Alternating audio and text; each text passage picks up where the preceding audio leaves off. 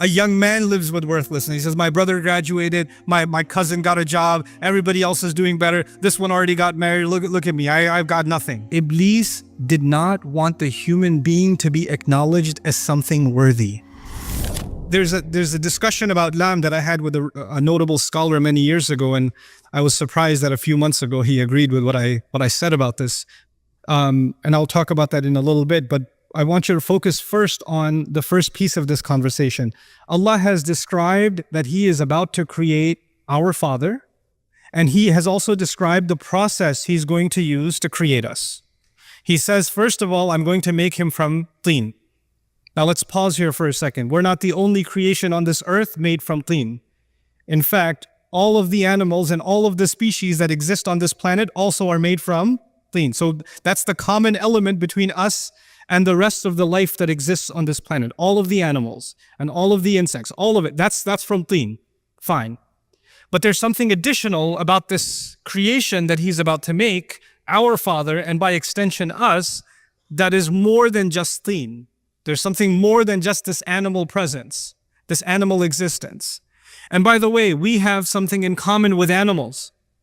Animals seek food and shelter. We go to the grocery store seeking food. We go to the restaurant seeking food.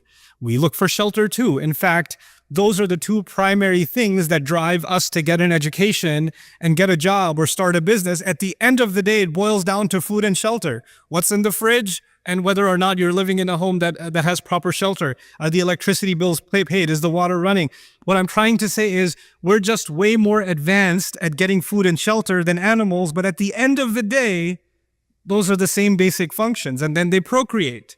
They have children, they continue the species, and that's what human beings do too.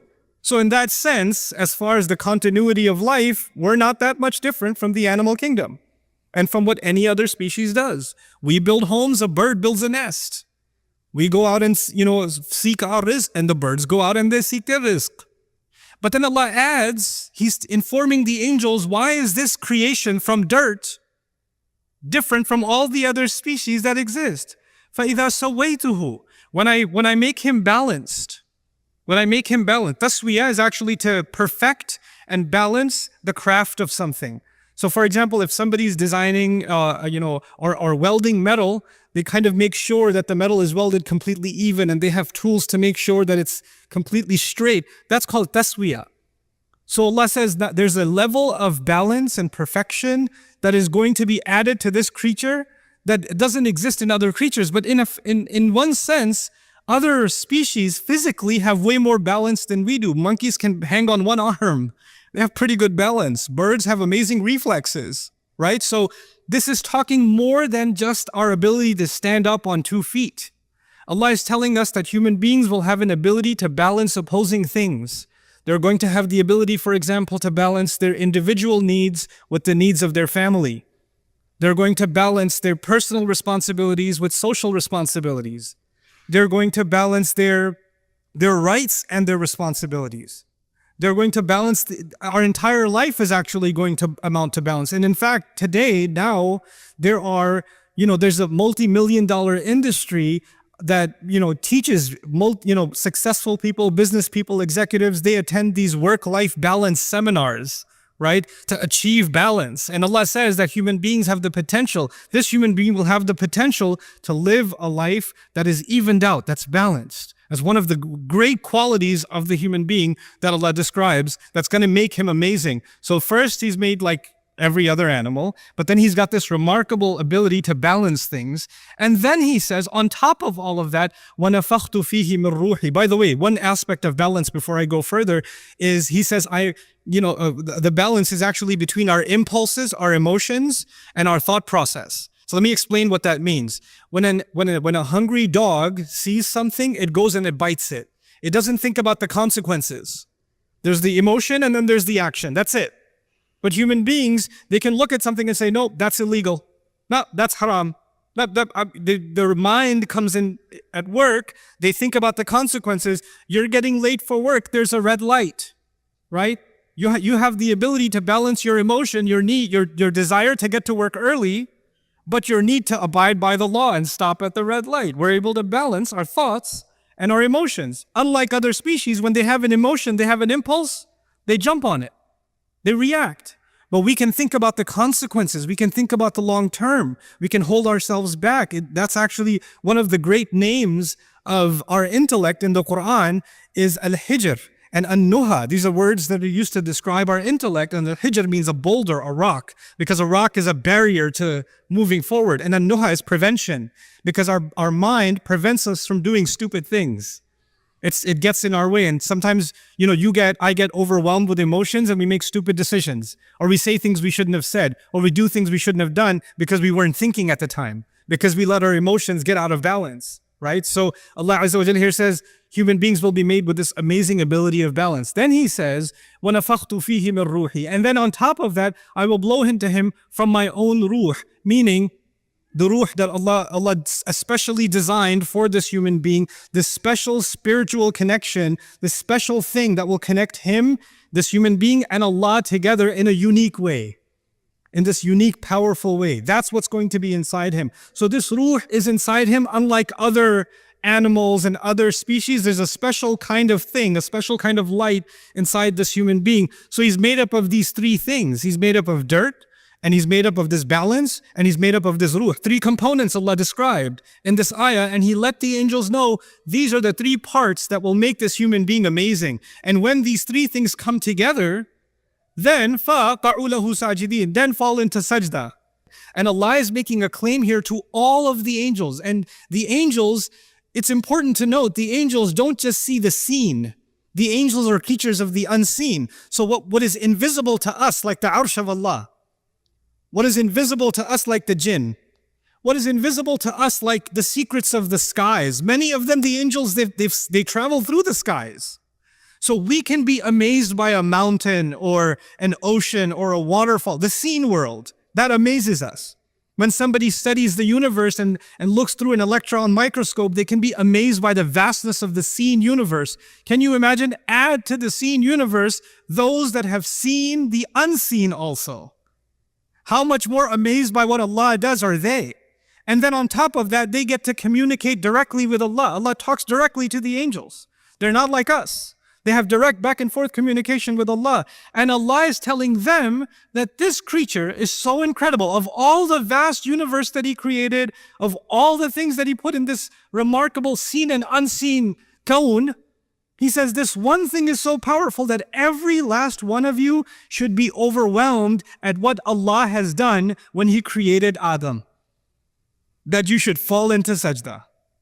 You should just be like in awe of this incredible miracle of Allah that deserves that all of the angels of Allah, فَسَجَدَ الْمَلَائِكَةُ كُلُّهُمْ أَجْمَعُونَ, all of them, all together fell into sajda. The thing is, when the staff of Musa alayhi salam incident happened, a few magicians fell into sajda.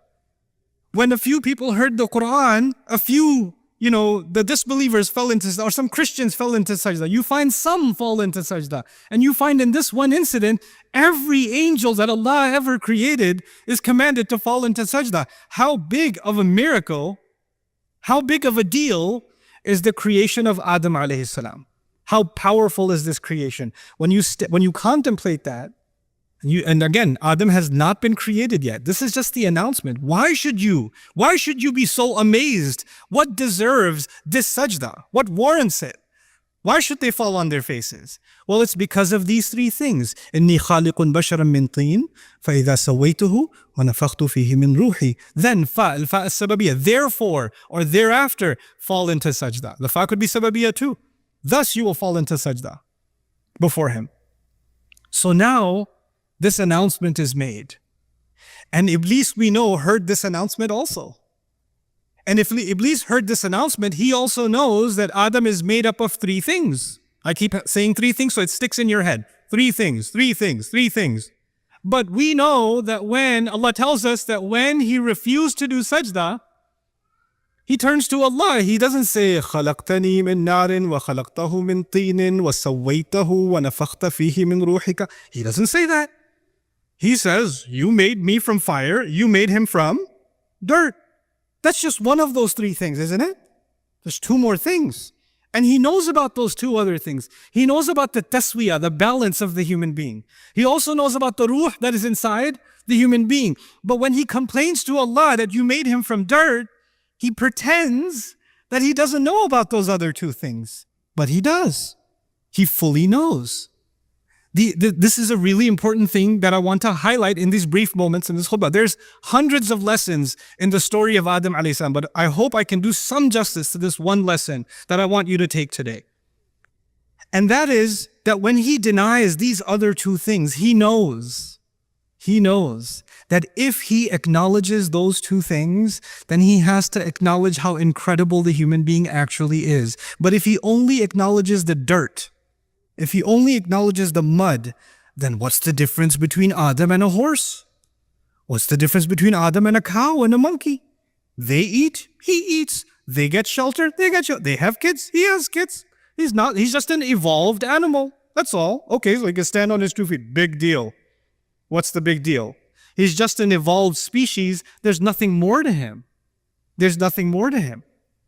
So he deliberately denies two components of our existence out of the three. Two of them, he denies them, and if he accepts them, then he has to accept the supremacy of what Allah has made, the remarkable thing Allah has made. Now, he hates humanity. He blames Allah for giving us this position, and he swore that he wants to not only see Adam alayhi salam fail, because if you hate Adam, then you got Adam expelled from Jannah, you should be like, I'm good now. I got my revenge. Feel better. Nah, he doesn't feel better. He's like, now I'm going to get his kids. And now I'm going to get his family. And now I'm going to get their kids and their kids. And he keeps ruining human beings time and time and time and time again. And the rage of his fury doesn't go away. He doesn't feel any better after getting revenge or destroying. He doesn't feel any better. So the thing is, how does he destroy human beings? He does many things to destroy us. But one of the most important things he does, which is actually, now I get to talk about the topic of my khutbah today. One of the things that we learn from this passage and these ayat of the Quran is that Iblis did not want the human being to be acknowledged as something worthy. And his greatest success, one of his greatest successes, if he can convince you and me that in fact you're not worthy. Self-worth, valuing yourself, respecting yourself as a human being is actually one of the great crises in the world today. People in the world of sociology, people in the world of psychology, people in families across the world are facing a crisis of people who don't see any worth in themselves. Oh, I used to have a job, but I'm retired now. Nobody cares about my opinion. I'm worthless. I just sit home all day. My son has a job. My daughters are gone away to college, and I'm just useless here. I'm just a burden on everyone. There's an old man sitting in his home thinking he's completely worthless. All I can do is just go to the masjid and come back, but I live with this worthlessness inside me. It's just better if I just die. These are the thoughts he has inside. He doesn't say it. Sometimes he even says it. He lives with this worthlessness. A young man lives with worthlessness. He says, my brother graduated, my cousin got a job, everybody else is doing better. This one already got married. Look at me. I've got nothing. I didn't accomplish any of those things. Oh, I wasted so many years. I should have done this. I should have done that. Everybody tells me I'm a loser. I must be a loser. What does Iblis want to do? He wants to get people to say things around you in your life. They'll say things to you that make you feel worthless. They don't even realize they're doing it. They don't even realize it. But they're having this effect on you when you start thinking, yeah, maybe I am worthless. Maybe I'm not that big of a deal. I'm a nobody. I'm a nobody. And you know what that does? Once you develop low self-esteem, you don't value yourself, then you're always thinking the only way I will be valued is if somebody else values me. If somebody else approves, then I have value. So I'm gonna take a picture of myself. I'm gonna make sure I change all the filters enough times, and then I'm gonna post it online, and I'm gonna wait for somebody to do this, or somebody to put one of these, or at least a mashallah or something. Give me something, because if somebody gives me, I have some value. All right, now what do I got? I need more value. because I'm worthless again. I haven't posted in 2 days. I need to get back on. I need to feel valued again. When you don't have enough value for yourself, you're always looking for value from where? Somewhere else. Someone else. Always looking for somebody else's approval. Always looking for somebody else's compliment. You didn't say anything. You didn't do, so what do you think? What do you think I should do? What do you think of this? What do you think of that? Constantly asking for somebody else's opinion. Because without it, you're worthless. When you truly realize your worthiness, then you realize that if someone is criticizing you and saying, hey, you said this incorrectly, or you need to improve this, or this could be better, then they're doing me a favor to help me improve. I don't feel like I'm being insulted, because when you have really low self-worth, then criticism feels like you're being pushed even lower down. But that feeling goes away once you have value for yourself. Once you recognize Allah has given me value, then you start seeing correction or criticism as an opportunity to grow. It's not humiliating anymore. Find value in yourself that Allah has already given you. May Allah Azza wa Jal allow us to value ourselves, see our worth, and not allow shaitan to make me and you see ourselves as someone worthless or unworthy or someone who should be stepped on or should be punished. We should stop doing that self-hatred, and may Allah allow that self-value never to turn into arrogance. Barakallahu li wa lakum fil Qur'an al-Hakim wa nafa'ani wa iyyakum bil ayati wa dhikr al-Hakim.